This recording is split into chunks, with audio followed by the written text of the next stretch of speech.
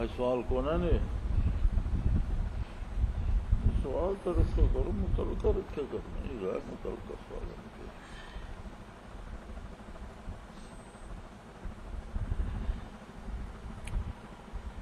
الحمد للہ رب العالمین والصلاة والسلام علی حبیبہ محمد وآلہ وصحبہ اجمعین. تھوڑا سا سلو کرو شور نہ کرو. اعوذ باللہ من الشیطان الرجیم بسم اللہ الرحمن الرحیم. والذین آمنوا اشد حبا للہ. وقال فی مقام آخر یحبهم ویحبونہ. اللہم سبحانک لا علم لنا الا ما علمتنا انک انت العلیم الحکیم. مولا صلی وسلم دائما ابدا علی حبیبک من زانت بہ الرسول.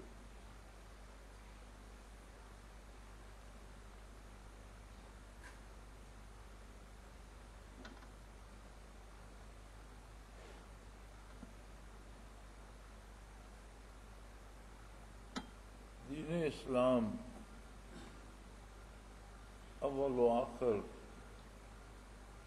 محبتوں کا دین ہے.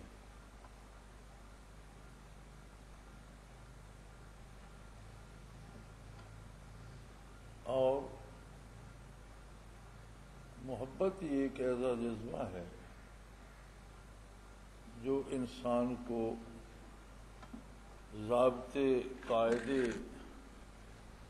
اور اصول سکھاتا ہے.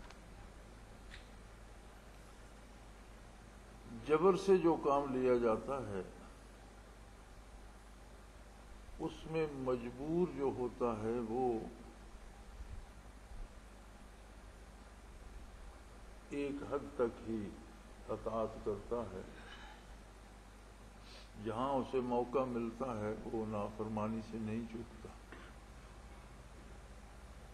سستی کرتا ہے، کوتاہی کرتا ہے. لیکن جو کام محبت کرواتی ہے اس میں کسی پہرے دار کی ضرورت نہیں ہوتی، کسی چوکیدار کی، کسی دیکھنے والے کی، کسی روب ڈالنے والے کی ضرورت نہیں ہوتی. بندہ اپنے آپ سے اور پورے خلوص سے اور پوری دل جمی سے وہ کام کرتا ہے اور اسے بہترین طریقے سے کرنا چاہتا ہے چونکہ وہ خود اپنی محبت سے کر رہا ہو.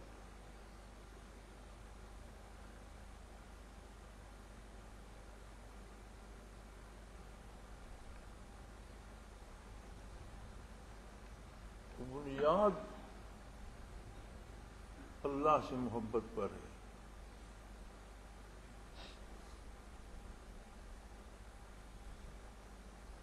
اور اللہ کی محبت ہے کیا؟ کوئی اللہ سے محبت کیسے کرے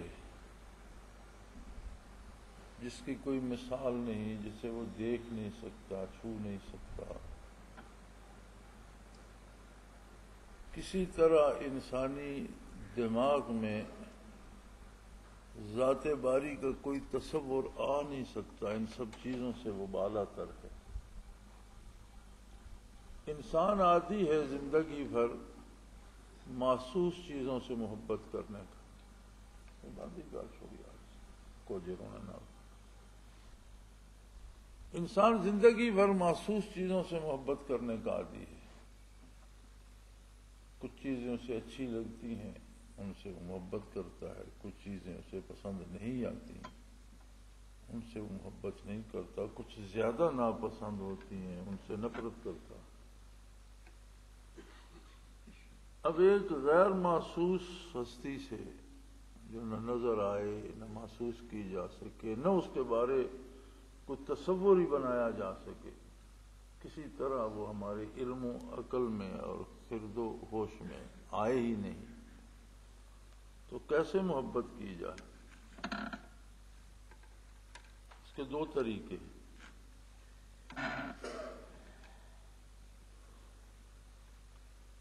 بندے میں وہ حوصلہ ہی نہیں کہ اللہ سے محبت کر سکے. ہوتا یہ ہے کہ یحبہم ویحبونہ، جن سے وہ محبت کرتا ہے جواباً ان کے دل میں اس کی محبت پیدا ہو جاتی ہے.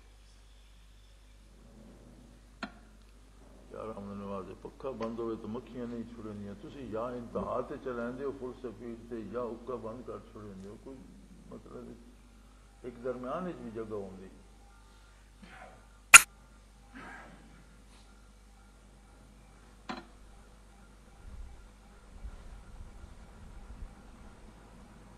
ایک طریقہ تو یہ ہے کہ اللہ بندے سے محبت کرنے لگے بندے کی سمجھ میں تو نہیں آتا کیسے کرے لیکن اگر اللہ اس سے محبت کرنے لگے تو اس کے دل میں جواباً محبت الہی پیدا ہو جاتی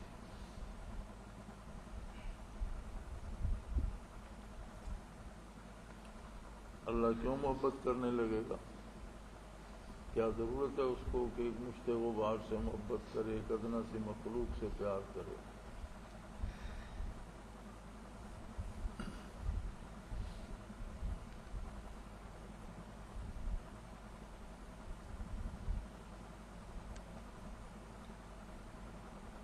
اللہ کریم نے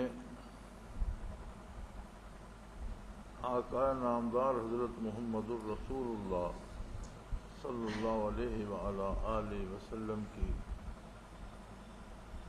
ہر ادا کو اپنی محبت کی دلیل بتایا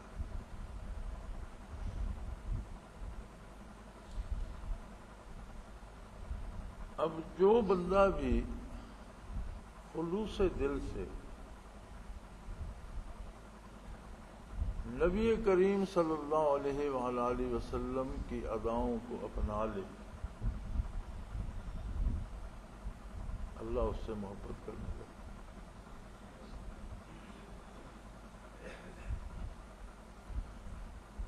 اور اس نے اعلان فرمایا اپنے حبیب صلی اللہ علیہ وسلم سے کو حکم دیا کہ ان لوگوں کو بتا دو ان کنتم تحبون اللہ فاتبعونی یحببکم اللہ اگر تم اللہ کی محبت کے طالب ہو تو پھر میری پیروی کرو میرا اتباع کرو میرے نقش قدم پر چلو یحببکم اللہ اللہ تم سے محبت کرنے لگے ایک اور بڑا سادہ اور بڑا آسان طریقہ اللہ سے محبت حاصل کرنے کا جب اللہ محبت کرے گا یحبہم ویحبونہ پھر اس کی محبت اتنی شدید ہوتی ہے کہ جواباً اللہ کی محبت میں بندے کو مبتلا کر دیتی اسے نظر نہیں آتا لیکن وہ دیکھ رہا ہوتا ہے اسے محسوس نہیں ہوتا لیکن وہ محسوس کر رہا ہوتا ہے یہی تو مزہ ہے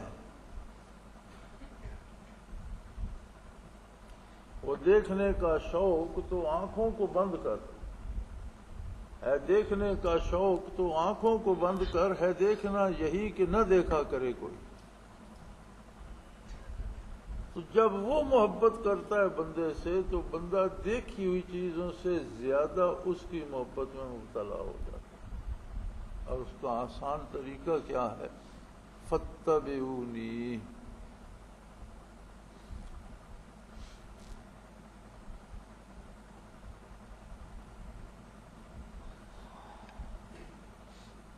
مشکوٰۃ شریف کی شرح میں ایک واقعہ نقل کیا گیا ہے کہ فرعون کے دربار میں ایک مسخرہ ہوتا تھا اس نے حلیہ بالوں کی داڑھی کی تراش خراش لباس ایک دو شاخی لاٹھی سارا اس نے حلیہ موسیٰ علیہ نبینا علیہ الصلوۃ والسلام جیسا بنایا ہوا اور موسیٰ علیہ السلام کی زبان مبارک میں لکنت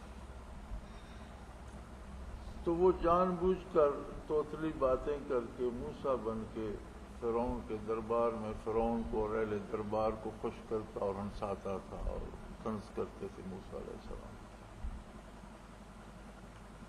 جس دن فرعون اور لشکر فرعون غرق ہوا تو موسیٰ علیہ السلام اور بنی اسرائیل کنارے پہ کھڑے دیکھ رہے تھے تو سارا لشکر غرق کے آب ہو گیا لیکن وہ مسخرہ کنارے پہ کھڑا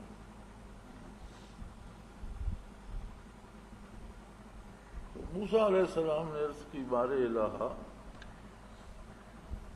یہ تو میرے لیے بہت ایذا دینے والا شخص تھا اور میرا تمسخر اڑاتا تھا، تو آپ نے اسے بچا لیا۔ تو لکھتے ہیں کہ اللہ کریم نے فرمایا کہ نکلی صحیح لیکن موسیٰ بنا ہوا تھا، اس نکلی کو بھی میں نے فرعون کے ساتھ غرق کرنا گوارا نہیں کیا۔ یہ اپنا عذاب الگ بھگت لے گا، لیکن فرعون اور آل فرعون کے ساتھ اسے غرق کرنا میری غیرت میں گوارا نہیں۔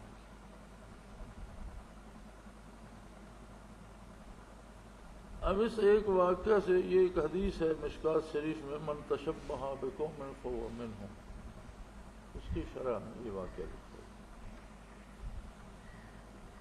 کہ جو بھی جس قوم کی مشابہت اختیار کرے گا میدان حشر میں اسی کے ساتھ اسے کھڑا کیا جائے۔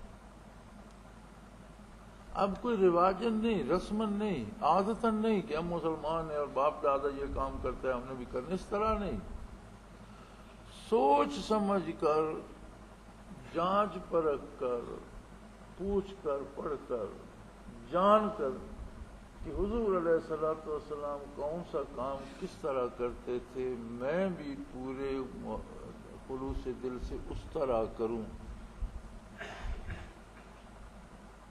اگر کوئی یہ رویہ اختیار کر لے تو اسے محبت الہی نصیب ہو، اور جب اللہ اسے محبوب بناتا ہے تو از خود اسے اللہ سے محبت ہو جاتی ہے۔ ایک راستہ یہ ہے۔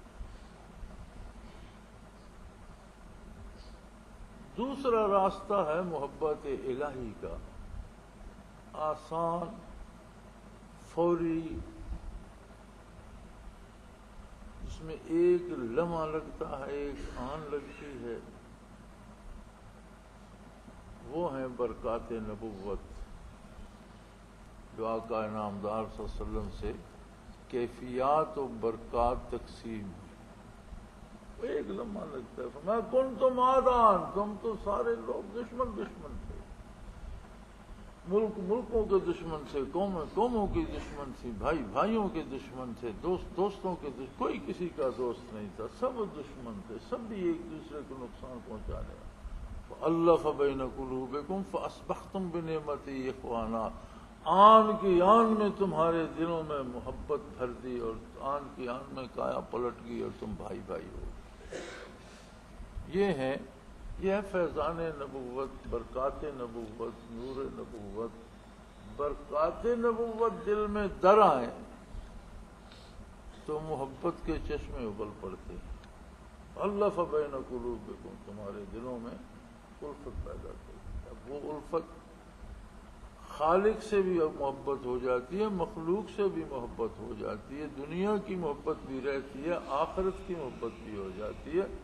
اور ایمان کی تو دلیل یہ ہے جو فرمایا والذین آمنوا اشد حبا للہ، ایمان کی دلیل یہ ہے کہ مومن سب سے زیادہ محبت اللہ سے کرتا ہے۔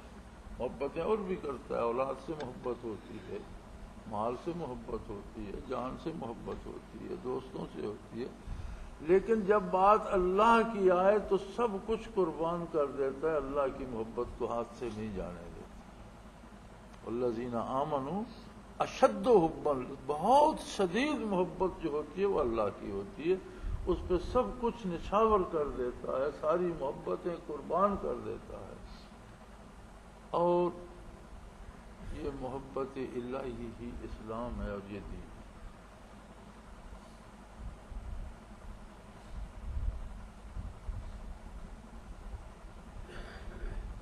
یہی وہ لوگ ہیں جنہیں محسنین کہا گیا۔ احسان کیا ہے؟ مل احسان یا رسول اللہ صلی اللہ علیہ وسلم، فرمان تعبد اللہ کأنک تراہ، تو اللہ کی عبادت کرے جیسے وہ تیرے روبرو ہے، تو اسے دیکھ رہا ہے۔ فإن لم تکن تراہ فإنہ یراک، او کما قال رسول اللہ صلی اللہ علیہ وسلم۔ اگر یہ جرت اتنی ہمت پیدا نہ کر سکے تو یہ یقین تو کم از کم لازمی ہے کہ وہ تو تجھے دیکھ رہا ہے۔ مقام احسان تو یہ ہے کہ تو خود کو اللہ کے روبرو پائے، اللہ کو تو دیکھ رہا ہو۔ آ گئی نا بات نہیں دیکھ سکتا مگر دیکھتا ہے.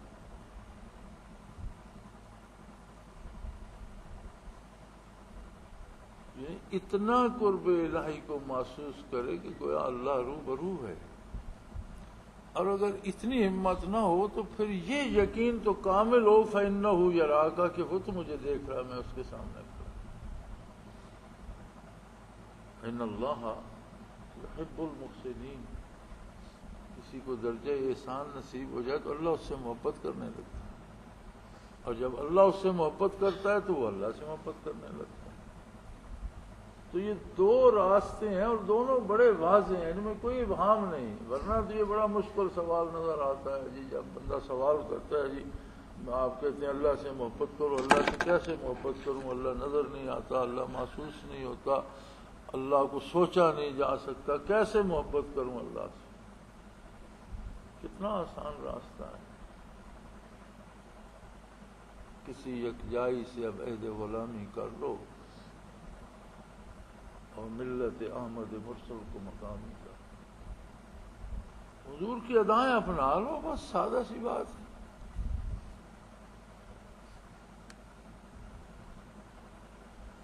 حضور کے ایک ارشاد عالی کا مفہوم ہے کہ زندگی میں کسی کی ایک تسبیح قبول ہو گئی، سبحان اللہ، الحمدللہ، اللہ اکبر، چھوٹے سے چھوٹی تسبیح، ایک تسبیح قبول ہوگی، اس کی نجات کے لیے کافی. ہم زندگی بھر سارا دن تلاوت بھی کرتے ہیں، نمازیں بھی پڑھتے ہیں، روزے بھی رکھتے ہیں، پھر ہمیں کیوں یقین نہیں ہوتا کہ میری نجات ہوگی؟ بڑی اس کے نماز کے بڑے بڑے ڈھیروں پر بخشش نہیں ہے، عبادت کے بڑے بڑے پہاڑوں پر بخشش نہیں ہے. بخشش تو اس کی پسند پہ ہے. کوئی ایک ادا پسند آ گئی.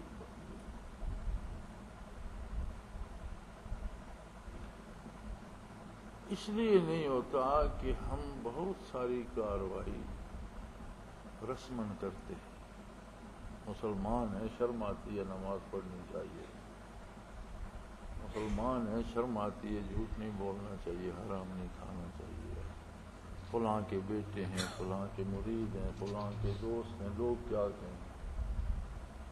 ذرا یہ لوگوں کو اور رسومات کو اور رواج کو چھوڑ کر، اس سے بالکل الگ ہو کر، تنہا کھڑے ہو کر کوئی یہ سوچے کہ مجھے وہ کرنا ہے جو آقا نے حکم کیا.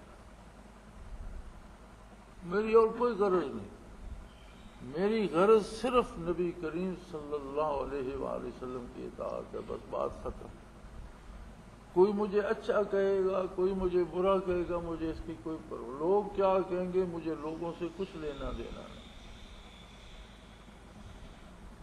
نفع نقصان کیا ہوگا، مجھے اس سے کوئی غرض نہیں. مجھے کرنا ویسا ہے جیسا محمد رسول اللہ صلی اللہ علیہ وسلم کرتے تھے. ان سارے علم غلم کو چھوڑ کر اپنی ذات کو لے کر اور سامنے محمد الرسول اللہ صلی اللہ علیہ وسلم کی ذات ستودہ صفات کو رکھ کر 2 قدم چل کر دیکھیے اللہ کی محبت نصیب ہوتی ہے کہ نہیں. ان باتوں کو چھوڑ دیں نا. میں مسجد میں بیٹھا ہوں، میں اجتماع میں ہوں، میرے سامنے فلاں بزرگ ہیں، میرے ساتھ، چھوڑ دیں. کچھ بھی نہیں، میں کچھ بھی نہیں ہوں، میں کہیں بھی نہیں ہوں. مجھے کوئی برا کہے، مجھے کوئی سولی پہ لٹکا دے، مجھے کوئی نیک کہے، کوئی میرے ہاتھ چومے، مجھے کوئی فرق نہیں پڑتا. میرا مقصد صرف یہ ہے کہ میں زندگی میں آپ صلی اللہ علیہ وسلم کی ادائیں اپنا لوں، بس بات ختم. مجھے اور کوئی غرض نہیں. لوگ اچھا کہیں اچھا کہیں، برا کہیں برا کہیں، قید کر دیں قید کر دیں، سولی پہ لٹکا دیں لٹکا دیں، زندہ رہیں زندہ رہوں گا، مار دیں مر جائیں، کوئی غرض نہیں ہے. صرف ایک غرض ہے پورے خلوص سے کہ میں حضور کی ادائیں اپنا لوں. تو کر کے دیکھیں، محبت الہی نصیب ہو جائے. یغفر لکم ذنوبکم، جو برائیاں کر چکے ہو وہ بھی معاف کر دوں گا. جو گناہ ہو چکے ہیں وہ بھول جاؤ، معاف کر دے گا اللہ. اور یحببکم اللہ، وہ تم سے محبت کرنے لگے گا، تمہیں اپنا محبوب بنا لے گا۔ تم بتیرا ہی تو آسان کام ہے۔ مشکل اگر ہے تو اپنے آپ نے اپنے گرد جو بکھیڑے ذاتی بنا رکھے ہیں ان سے نکلنا مشکل ہے، بس اس سے آنا مجروح ہوتی ہے۔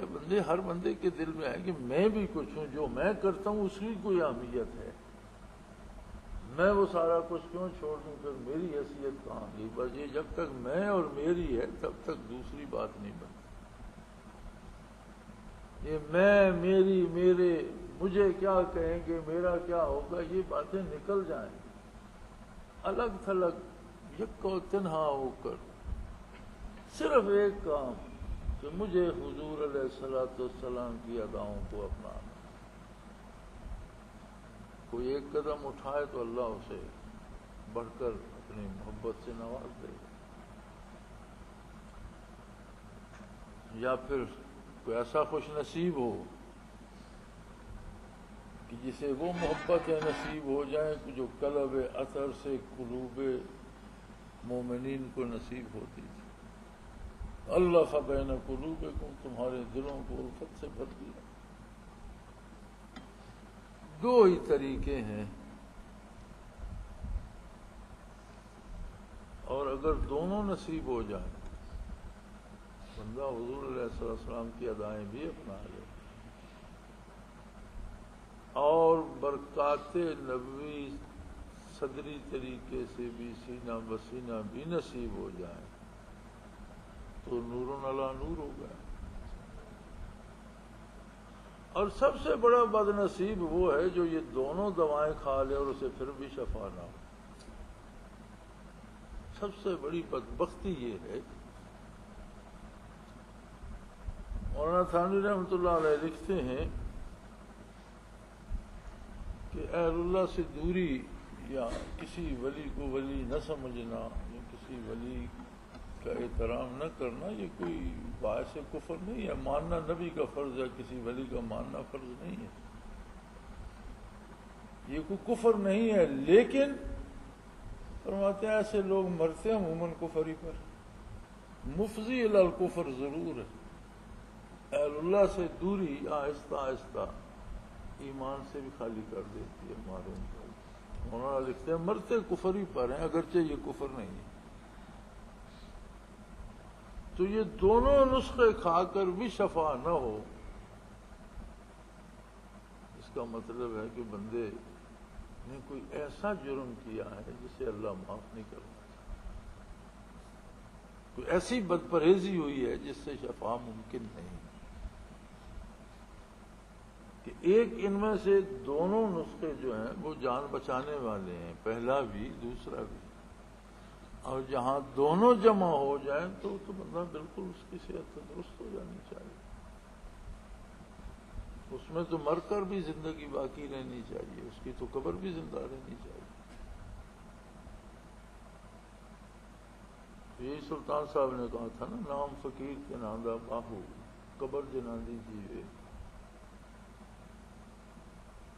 بدن کی زندگی کا کیا ہے؟ وہ حیات نصیب ہو کہ بدن قبر میں ہو پھر بھی زندگی باقی ہو، پھر بھی فیض جاری ہو، برکات نبوت جاری ہو، پھر بھی اللہ کی مخلوق کو ہدایت نصیب ہو۔ تو بظاہر یہ بڑا مشکل سوال ہے جی اللہ سے محبت کیسے کریں، لیکن یہ بڑا آسان سا کام ہے، اور اس میں ساری مشکل یہ ہے کہ صرف اپنی آنا کو چھوڑنا پڑتا ہے، بس اپنا ککھ نہیں رہتا۔ میں یہ ہوں، میں وہ ہوں، میں علامہ ہوں، میں پیر ہوں، میں نیک ہوں، میں پارسا ہوں، میں نے یہ کہا، میں نے یہ سارا کچھ چلا جاتا ہے، بندہ کچھ نہیں رہتا۔ میری یہ پسند ہے، میری یہ نہ مجھے پسند، وہ بھی چلا جاتا ہے، کچھ نہیں رہتا اپنی پسند۔ ایک ہی پسند رہے گی جو حضور کی ادا ہے وہ اپنانی ہے، بات ختم ہو گئی۔ اپنی پسند باقی، اپنی پسند تو ایک ہی پسند رہے گی، اور اس پہ اللہ فیضان صحبت بھی عطا کر دے تو نور علی نور ہے۔ اور ایک میری بات یاد رکھیے گا، الحمدللہ ہمیں بہت بڑا اللہ کا احسان ہے ہم پر، بہت بڑا فائدہ ہے ہمیں کہ ہم موروثی طور پر مسلمان ہیں، لیکن اس کا ایک نقصان بھی ہے۔ نقصان یہ ہے کہ ہر عمل ہم نے رسمی طور پر اپنا لیا ہے باپ دادا سے، کیا مسلمان ہیں ہمیں ایسا کرنا ہے، اس عمل میں وہ خلوص اور اس کی وہ اہمیت جو ہونی چاہیے وہ ہماری نظروں سے اوجھل ہو جاتی ہے۔ اس لیے ضرورت اس بات کی ہے، فَاسْأَلُوا عَلَى ذِكْرٍ إِن كُنتُمْ لَا تَعْلَمُونَ، جن باتوں کی سمجھ نہیں ہے جاننے والوں سے، اللہ اللہ کرنے والوں سے، اہل علم سے پوچھتے رہو، ایک ایک ادا کو پوچھو، حضور کون سا کام کس طرح کرتے تھے، میں بھی وہ کام اس طرح سے کروں، اختیاری نہیں، بے قراری سے پوچھو، طلب پڑ جائے کہ حضور کی ادائیں اپنا لوں، کسی ایک کی نقل تو ہو بہو ہو جائے، شاید وہی ایک پسند آ جائے اور میں اس بارگاہ میں سرخرو ہو جاؤں۔ اللہ کریم توفیق دے سوچنے سمجھنے جاننے کی، علم عطا فرمائے، توفیق عمل عطا فرمائے، حضور کی اور اپنی محبت میں زندہ رکھے، اسی محبت پر زندگی کا خاتمہ ہو اور اسی محبت پر یوم حشر کھڑا ہونا نصیب ہو۔ آخر دعوانا الحمدللہ رب العالمین۔